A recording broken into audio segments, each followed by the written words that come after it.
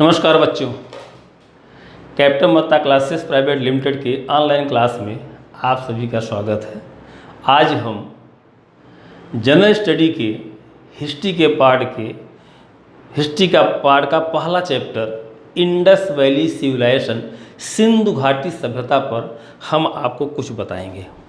तो आइए देखते हैं सिंधु घाटी की सभ्यता। सिंधु घाटी की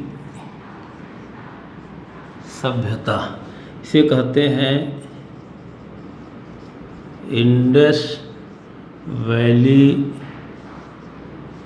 सिविलाइजेशन। आपने सिंधु घाटी सभ्यता का नाम तो सुना ही होगा। अब इसमें ये सवाल उठता है कि इसे सिंधु घाटी सभ्यता क्यों कहते हैं। इसके साथ साथ इसको एक और नाम दिया जाता है हड़प्पा की सभ्यता। इसे हड़प्पा सभ्यता क्यों कहा जाता है, ठीक है। और इसके साथ साथ अब इसके विषय में तमाम अन्य विषय आते हैं कि सिंधु घाटी सभ्यता के निर्माता कौन थे, इसकी उत्पत्ति कब हुई, यह कब से कब तक अपने अस्तित्व में रही, इसके विकास की पराकाष्ठा कब हुई, ठीक है। वहाँ की महत्वपूर्ण विशेषताएं क्या थी, इसका जो क्षेत्रीय विस्तार कहाँ से कहाँ तक था, उसका एरिया कहाँ से कहाँ तक था, ये सारे विषय आते हैं। हम एक एक विषय पर इस पर चर्चा करेंगे। तो सिंधु घाटी सभ्यता के संदर्भ में पहला जो सवाल उठता है इसके उद्भव के बारे में। उद्भव मतलब ओरिजिन मतलब इसके निर्माता कौन थे, सिंधु सभ्यता के निर्माता कौन लोग थे, पहला क्वेश्चन आता है, ठीक है। तो पहले हम इस पर चर्चा करते हैं कि सिंधु सभ्यता के निर्माता कौन थे, सिंधु सभ्यता को निर्मित करने वाले लोग कौन थे। यह प्रश्न विवादित है। इसके संदर्भ में इतिहासकारों के द्वारा पुरातात्विक साक्ष्यों के आधार पर मिले जो तथ्य हैं उनके आधार पर यह निश्चित करने का प्रयास किया गया कि सिंधु सभ्यता को निर्मित करने वाले लोग कौन थे। जो वेस्टर्न इतिहासकार हैं, पश्चिमी मूल के जो इतिहासकार हैं, उनका यह मानना है सिंधु सभ्यता को निर्मित करने वाले जो लोग थे वो सुमेरियन थे। वे लोग सुमेरियन सभ्यता के थे। आपने सुना होगा नाम सुमेरियन सभ्यता। इसी को मेसोपोटामिया सभ्यता भी कहता है, मेसोपोटामिया सभ्यता भी कहा जाता है। सुमेरियन सभ्यता के लोग थे। इनके बारे में कहा जाता है कि पहले यह सभ्यता सुमेरिया या मेसोपोटामिया में दजला फरात नदियों के आसपास विकसित हुई। फिर वहाँ से यह सभ्यता जल और स्थल मार्ग से जो है यह भारत में प्रवेश की। अगर आप इस मैप को देखें तो ये देखिए, ये मकरान तट है और इसके बाद अगर आप देखें तो ये अफ्रीका वाला एरिया है। ये जो एरिया है फारस की खाड़ी है। अगर आप इधर जाएं तो ये यहाँ पर आज इराक पड़ता है। जो आज इराक है वही कल जो है सुमेरियन सभ्यता का क्षेत्र है, ठीक है। अब यहाँ पर ऐसा माना है कि पहले सिंधु सभ्यता को निर्मित करने जो लोग थे पहले इस क्षेत्र में रहा करते थे।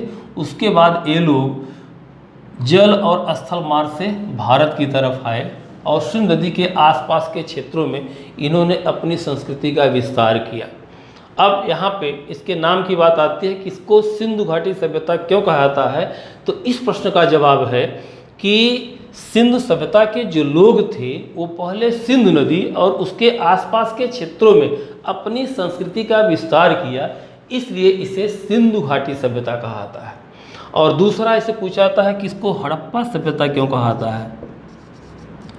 हड़प्पा सभ्यता क्यों कहा जाता है, तो इसके संदर्भ में ये कहा जाता है कि इस सभ्यता के संदर्भ में जो पहली खुदाई हुई वो हड़प्पा नामक स्थान पर हुई थी, इसलिए इसे इतिहासकारों ने हड़प्पा सभ्यता कहा। तो इसमें अगर आप देखें तो इसमें 2-3 पॉइंट और एक क्वेश्चन पूछे भी जाते हैं कि इसे सिंधु सभ्यता क्यों कहा जाता है, इसे हड़प्पा सभ्यता क्यों कहा जाता है। इन दोनों प्रश्नों का जवाब मैंने आपको दे दिया। सिंधु सभ्यता के संदर्भ में चूंकि यह सभ्यता सर्वप्रथम भारत में सिंधु नदी और उसके आसपास के क्षेत्रों में विकसित हुई, इसलिए इसे सिंधु सभ्यता कहा गया। इस सभ्यता का जो पहला स्थल हड़प्पा है उस स्थान की खुदाई सर्वप्रथम की गई, इसलिए इसे हड़प्पा सभ्यता कहा गया। 2 क्वेश्चन आपके मिल गए। अब तीसरा कि इस सभ्यता को निर्मित करने वाले जो लोग थे, इसके बारे में मैंने आपको बताया कि इस पर विवाद की स्थिति है। इतिहासकारों में जो मान्यता है, जो पश्चिमी मूल के इतिहास का उनका मानना है कि सुमेरियन सभ्यता के जो लोग थे उन्होंने भारत में आकर भारतीय उपमहाद्वीप में संस्कृति का विस्तार किया, इसलिए इसको कहाता है कि सुमेरियन सभ्यता के लोगों ने सभ्यता का निर्माण किया। और जो भारतीय मूल के इतिहासकार हैं उनके अनुसार ये माना जाता है कि भारत के द्रविड़ लोगों ने इस संस्कृति का विस्तार किया। तो इस पर क्वेश्चंस ऐसे पूछे नहीं जाते हैं, बस जानकारी के तौर पे आपको याद रखना पड़ेगा कि भारतीय मूल के जो ज़्यादातर इतिहासकार उनका मानना है कि द्रविड़ मतलब साउथ इंडिया के जो लोग हैं, भारतीय उपमहाद्वीप का जो दक्षिणी इलाका है उसे वहाँ पे द्रविड़ जनजातियाँ थी और उन जनजातियों ने इस क्षेत्र में आकर के अपनी संस्कृति का विस्तार किया, इसलिए ऐसा कहा जाता है कि सिंध सभ्यता को निर्मित करने जो भारतीय मूल के इतिहासकार हैं उनके अनुसार सिंध सभ्यता को निर्मित करने वाले जो लोग थे भारतीय मूल के थे। और जो विदेशी इतिहासकार हैं उनका मानना है कि सिंध सभ्यता को निर्मित करने वाले जो लोग थे वो भारत के मूल निवासी नहीं थे, वे भारत में बाहर से आए। भारत में कहाँ से आए? सुमेरियन क्षेत्रों से, मेसोपोटामिया से, दजरा फ्रात नदियों के क्षेत्रों से आए और यहाँ पर आके कोई संस्कृति का विस्तार किया। तो यहाँ पर आपको ध्यान देना है कि यहाँ पर ये आपसे कभी क्वेश्चन पूछा जाएगा कि इसमें एग्जैक्ट सही क्या है। ये व्यूज हैं, व्यूज के आधार पे आपको इन चीज़ों को अपने दिमाग में रखना पड़ेगा। ये उद्भव के बारे में है, ठीक है। दूसरा इसमें आता है कि इसका जो कालखंड जो था, उसका जो टाइम पीरियड था वो कब से कब तक माना आता है। दूसरा पॉइंट इसमें महत्वपूर्ण पॉइंट है कि इसका जो टाइम पीरियड है, कालखंड, वो कब से कब तक माना आता है।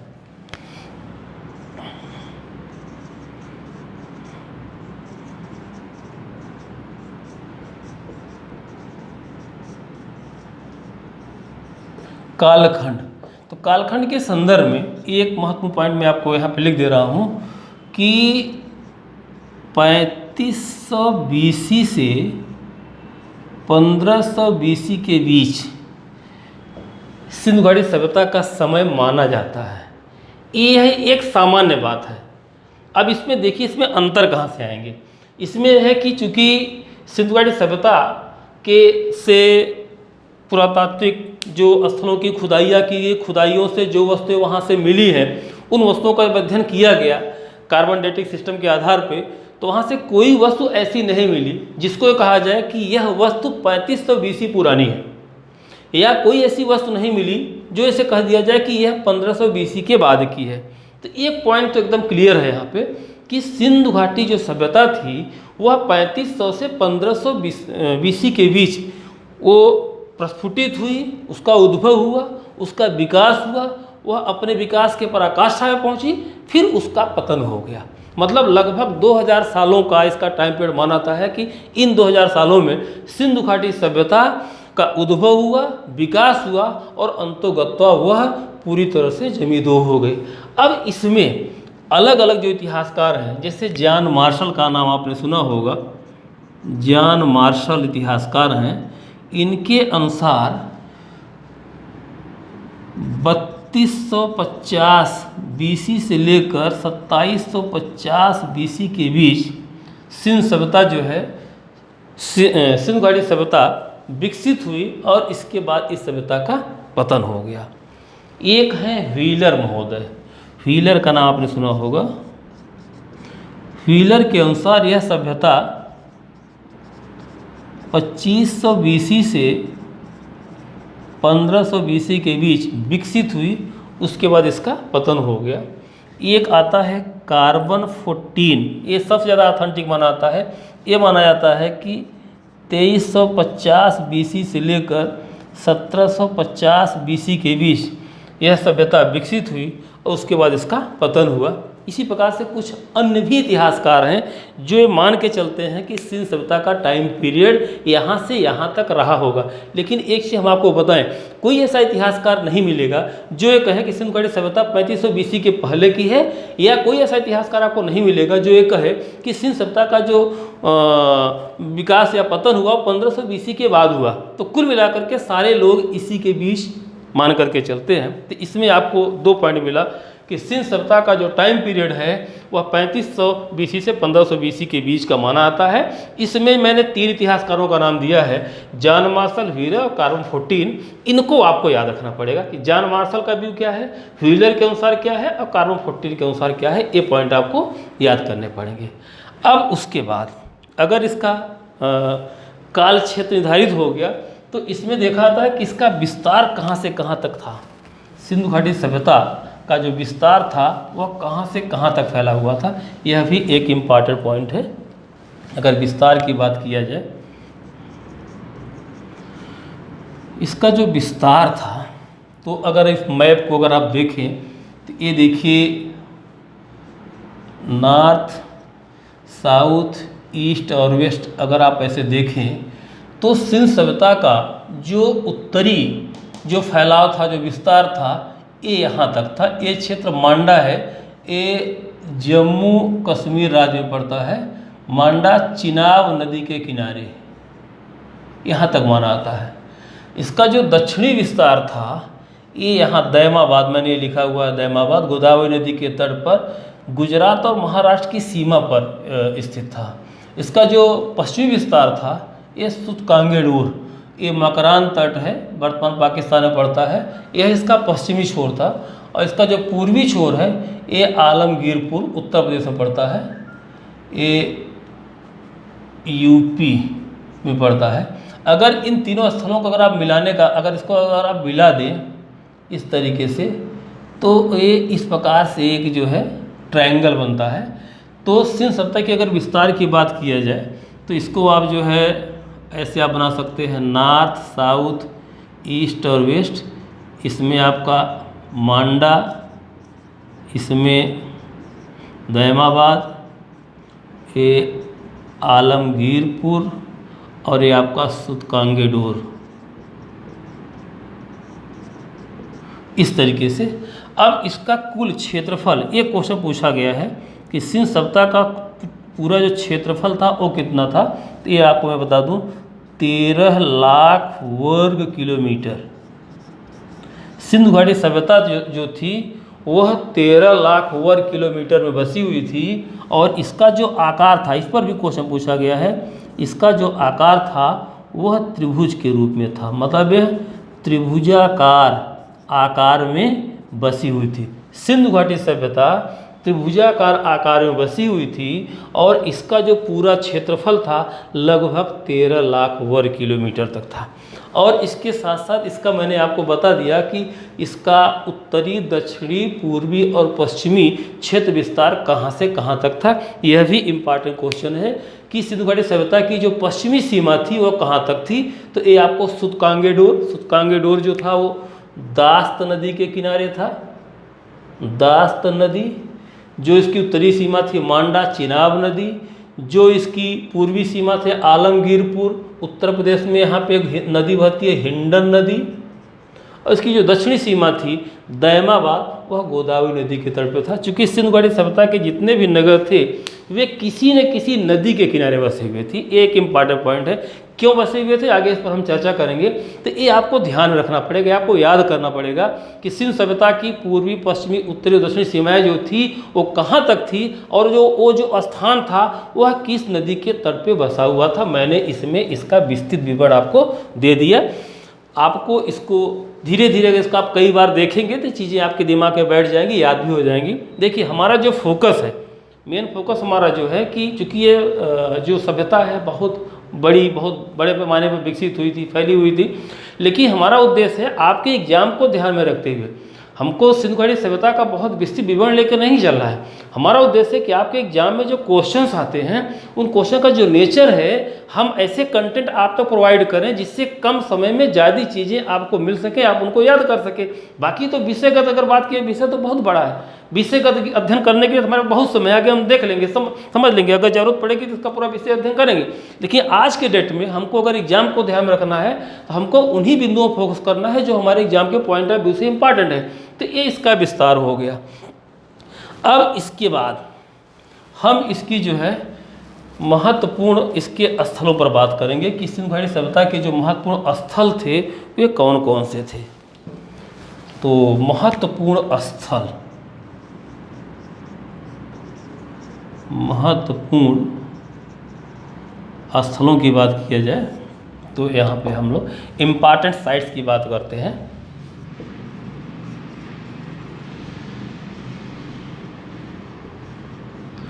सिंधुघाटी सभ्यता के महत्वपूर्ण स्थल कौन कौन से थे? तो एक बात मैं आपको बता दूं कि सिंधुघाटी सभ्यता की खोज हो जाने के बाद आज तक लगभग 2500 ऐसे स्थल प्रकाश में आए हैं जिनको जो है चिन्हित किया गया है, लेकिन उनमें से करीब 500-600 स्थलों की खुदाई कराई गई है। और उन स्थलों की जो खुदाइयाँ कराई गई, खुदाइयों में जो वस्तुएं वहाँ से मिली, प्राप्त हुई, उन वस्तुओं का वैज्ञानिक विश्लेषण करते हुए वहाँ के इतिहास को निर्धारित करने का प्रयास किया गया है। और उन स्थलों के माध्यम से यह दिखाने और जानने का प्रयास किया गया है कि वह सभ्यता कैसी रही होगी। तो इसमें जो महत्वपूर्ण स्थल है, वो पहला स्थल है वो है हड़प्पा। पहला जो महत्वपूर्ण स्थल है वो है हड़प्पा।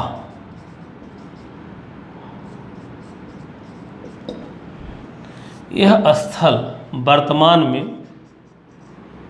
पाकिस्तान के पंजाब प्रांत के मांटगोमरी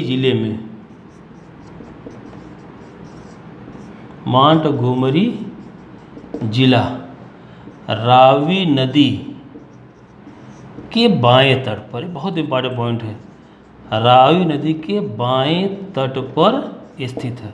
यह स्थल, हड़प्पा जो स्थल है, वर्तमान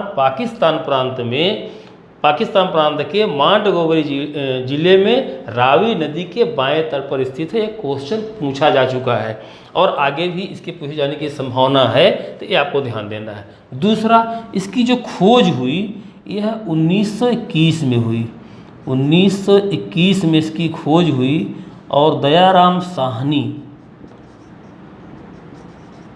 ने इस स्थल की खोज की। इसमें 2-3 पॉइंट बने कि हड़प्पा जो स्थल है कहाँ पर है, तो वो पाकिस्तान के पंजाब प्रांत में है, किस नदी के किनारे है, रावी नदी के बाएं तट पर है। और इस स्थल की खोज किसने की?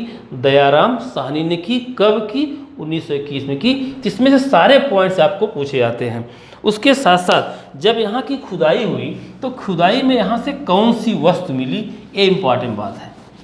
तो यहाँ पर खुदाई में जो महत्वपूर्ण वस्तु मिली थी, पहला यहाँ से मजदूरों की बस्ती मिली, मजदूरों की बस्ती यहाँ से प्राप्त हुई है। दूसरा, यहाँ से जो है स्वास्तिक का चिन्ह प्राप्त हुआ है। ये सूर्य पूजा का प्रतीक है। इससे पता चलता है कि वहाँ के लोग सूर्य की उपासना करते रहे होंगे। तीसरा, वहाँ से ब्रॉन्ज मतलब कांसा, जिसे आप पीतल कहते हैं, कांसे का इक्का गाड़ी प्राप्त हुई है। मतलब वो लोग तांगा वगैरह चलाते रहे होंगे, ऐसे एविडेंस कुछ मिलते हैं। तो ये महत्वपूर्ण चीज़ें वहाँ से मिली है। और चौथा एक महत्वपूर्ण, वहाँ पे छोटे छोटे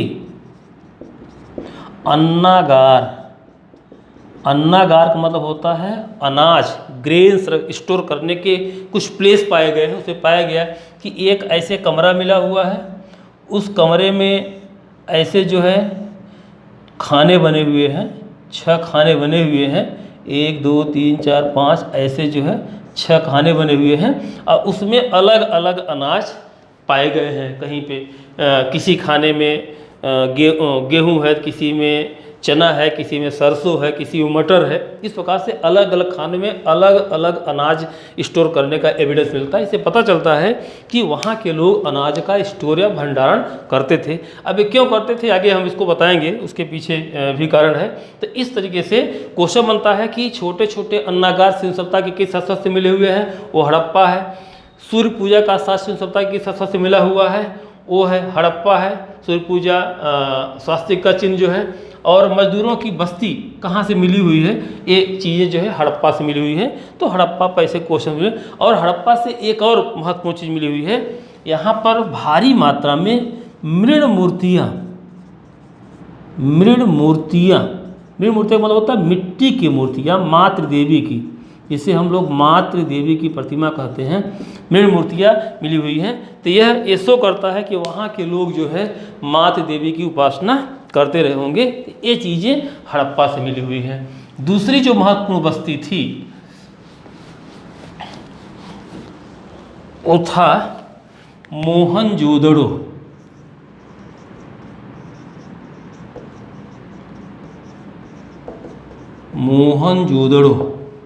मोहनजोदड़ो की खोज 1922 में राखल दास बनर्जी ने की।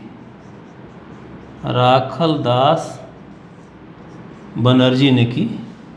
यह स्थल भी वर्तमान में पाकिस्तान के सिंध प्रांत के लारकाना ज़िले में सिंधु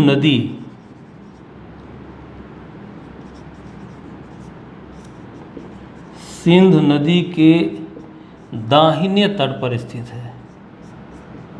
दाहिने तट पर स्थित है। तो इसमें आपको ध्यान देना पड़ेगा, ये क्वेश्चन बहुत इंपॉर्टेंट है, ये अक्सर क्वेश्चन रिपीट होता है, इसमें जो है मैच द फॉलोइंग करके क्वेश्चन आते हैं। ये सारी चीज़ें आपको एक एक याद करना है, इसमें कोई चीज़ छोड़ना नहीं है कि मोहनजोदड़ो की खोज कब हुई, किसने किया, यह कहाँ पर है और यह किस नदी के तट पर है, दाएं तट पर है कि बाएं तट पर, इस सब पे क्वेश्चन लगातार बार बार पूछे जाते हैं, आपको ध्यान देना पड़ेगा। अब यहाँ से खुदाई में जो वस्तुएं मिली इस पर आपको ध्यान देना है। पहला जैसे यहाँ पर जो खुदाई हुई थी, यहाँ पर जो पहली वस्तु मिली वो है बृहद अन्नागार, दूसरा है बृहद स्नानागार, तीसरी महत्वपूर्ण वस्तु कांसे की नर्तकी की मूर्ति, कांसे की नर्तकी की मूर्ति, चौथा पशुपति शिव की मूर्ति, पशुपति शिव की मूर्ति यहाँ से मिली हुई है। तो इस तरीके से यहाँ पर जो महत्वपूर्ण वस्तुएं मिली हुई हैं, ध्यान दीजिएगा कि इसमें बृहद अन्नागार, ग्रेट ग्रेनरी, इसका मतलब वहाँ से एक बड़ा सा कमरा मिला हुआ है जहाँ पर अनाज को स्टोर किया जाता था। ठीक है, क्यों किया जाता था इस पर हम आगे चर्चा करेंगे। फिर वहाँ से एक बृहद स्नानागार मिला हुआ है, ग्रेट बाथ जिसे कहते हैं, ठीक है, उसका कोई धार्मिक महत्व रहा होगा, उस पर भी चर्चा करेंगे। फिर कांसे की नर्तकी मिली हुई है, एक ऐसा स्टैचू या जो है मूर्ति मिली हुई है जो कांसे का बना हुआ है, वो जो है डांस मुद्रा में खड़ी है। इससे पता चलता है कि वहाँ के लोग मनोरंजन का उसका साक्ष्य मिलता है। इस पर भी आगे हम लोग चर्चा करेंगे। फिर अगर धर्म की बात किया जाए, धार्मिक रूप में वहाँ पशुपति शिव की मूर्ति, इसका मतलब पुरुष पूजा का साक्ष्य वहाँ मिलता है, पुरुष देवता के रूप में एक एविडेंस मिलता है। हड़प्पा से माता देवी की मूर्ति मिली थी और मोहनजोदड़ो से पशुपति शिव की मूर्ति मिली है। तो ये इंपॉर्टेंट पॉइंट है। अब तीसरा स्थल है, अब हम तीसरे स्थल पे आएंगे, वो है चंदूहड़ो।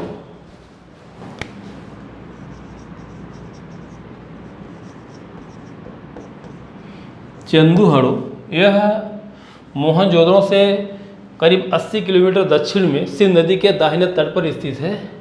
इस स्थल की खोज जो है 1931 में की गई, एमजी मजूमदार ने की। एमजी मजूमदार ने की थी। यह स्थल, यहाँ से जो है जो महत्वपूर्ण जो वस्तु मिली है, वहाँ से औद्योगिक कारखाने का साक्ष्य मिला है।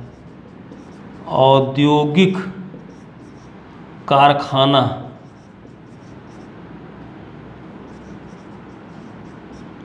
यहाँ से मिला हुआ है। इसका मतलब यहाँ पे उत्पादन की प्रक्रिया होती थी। यहीं से लिपस्टिक का साक्ष्य मिला है। ये क्वेश्चन अक्सर पूछा आता है छोटे मोटे एग्जाम में, हालांकि आप लोगों में पूछने की संभावना कम है। लिपस्टिक के साक्ष्य मिले हैं। लिपस्टिक के साक्ष्य का मतलब हुआ कि वहाँ के लोग सौंदर्य प्रसाधन का भी प्रयोग अपने दैनिक जीवन में करते रहे होंगे। तो यहाँ से चंदूहड़ो की जो विशेषता है, यह एक औद्योगिक नगर था। जिसे वहाँ पर उसके उद्योगों के साक्ष्य मिले हुए हैं, और उसमें से जो है लिपस्टिक का साक्ष्य मिला कि वहाँ के लोग लिपस्टिक का उत्पादन करते थे। और फिर ये वस्तुएं सिंधु घाटी सभ्यता के अलग अलग स्थानों पर भी जो है व्यापारिक मार्गों के द्वारा पहुँचाई जाती थी, अन्य स्थानों पर भी ये मिली हुई है। तो ये चंदू हड़ों की विशेषता है। और अगला जो स्थल है वो है लोथल।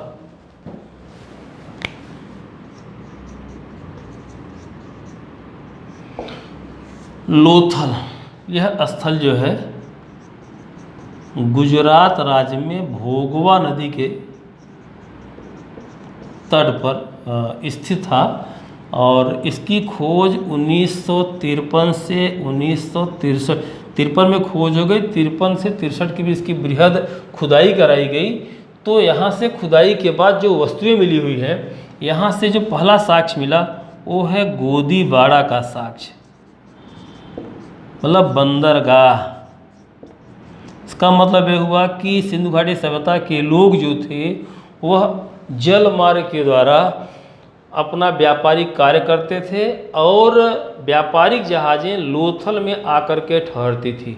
गोदीबाड़ा का साक्ष्य यहाँ से मिला हुआ है। दूसरा, यहाँ से जो है अग्निकुंड के साक्ष्य मिले हैं, अग्निकुंड का साक्ष्य यहाँ से मिला हुआ है। तीसरा, यहाँ से चावल का साक्ष्य मिला हुआ है। और चौथा, यहाँ पे रंगाई का साक्ष्य मिला हुआ है। अभी हम सिर्फ आपसे जो है स्थल और उसमें कुछ विशेष जो फीचर वाली वस्तुएं हैं उन पर हम चर्चा कर रहे हैं। आगे इनका डिटेल आगे हम इनकी विशेषता में आपसे चर्चा करेंगे। तो इस तरीके से जो है लोथल सिंधु घाटी सभ्यता का एक महत्वपूर्ण स्थल है, जो वर्तमान में गुजरात राज्य में है। यह भोगा नदी के तट पर स्थित था। यहाँ से जो है जो खुदाई हुई तो यहाँ से गोदीबाड़ा के साक्ष्य मिले, यहाँ से अग्निकुंड का साक्ष्य मिला, यहाँ से चावल का साक्ष्य मिला, और यहाँ से रंगाई का भी साक्ष्य मिला। अगला स्थल है कालीबंगा। यह स्थल राजस्थान के गंगानगर जिले में, राजस्थान के गंगानगर जिले में स्थित है। इसकी खोज 1953 में अमलानंद घोष ने किया था। अमलानंद घोष ने किया था। यहाँ की जो विशेषता है, यहाँ से काले रंग की चूड़ियाँ प्राप्त हुई हैं, काले रंग की चूड़ियाँ यहाँ से प्राप्त हुई है। दूसरा, यहाँ से भी अग्निकुंड का साक्ष्य मिला है, अग्निकुंड का साक्ष्य मिला है। और तीसरा, यहाँ हड़प्पा पूर्व संस्कृति के साक्ष्य मिले हैं, संस्कृति के साक्ष्य यहाँ से मिले हुए हैं। ये इम्पॉर्टेंट पॉइंट्स हैं कालीबंगा के, कि यहाँ से काले रंग की चूड़ियाँ मिली हुई हैं, यहाँ से अग्निकुंड का साक्ष्य मिला है, यहाँ से हड़प्पा पूर्व संस्कृति के साक्ष्य मिले हुए हैं। और चौथा एक महत्वपूर्ण पॉइंट है, वो है पक्की नाली। पक्की नाली का साक्ष्य कालीबंगा से मिला हुआ है। ये है, ये कालीबंगा हो गया। अब इसके बाद हम जो है कालीबंगा के बाद बनावली की बात करते हैं। बनावली भी एक महत्वपूर्ण स्थल था। बनावली, इस स्थल की खोज 1973 में आर.एस. बिष्ट ने किया था। आर.एस. बिष्ट ने किया था। यह स्थल हरियाणा राज्य में स्थित है, हरियाणा राज्य में स्थित है। यहाँ से मिट्टी के हल का साक्ष्य मिला है। बहुत इम्पॉर्टेंट क्वेश्चन, मिट्टी के हल का साक्ष्य यहाँ से मिला हुआ है। सबसे इम्पॉर्टेंट पॉइंट यहाँ पर यह है, एक क्वेश्चन अक्सर पूछा जाता है कि मिट्टी के हल का साक्ष्य इन सभ्यता किस स्थल से मिला हुआ है, वो है बनावली।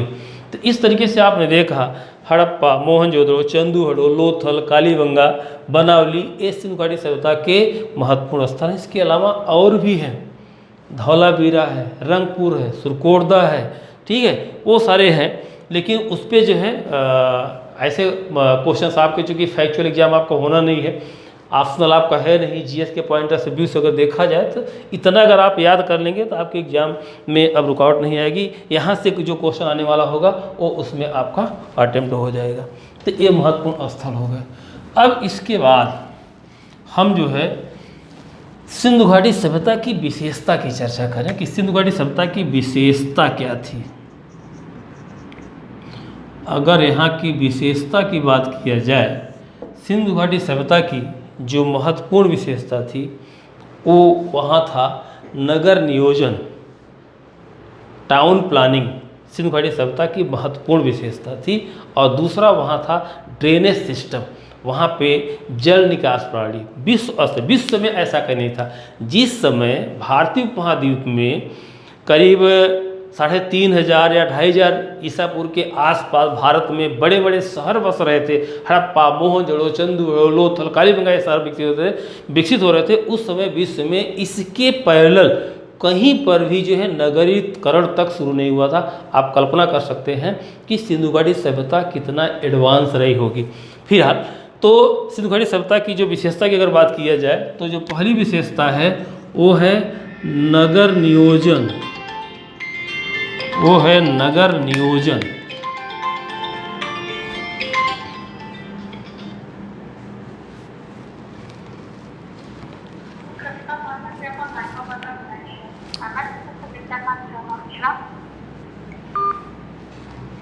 नगर नियोजन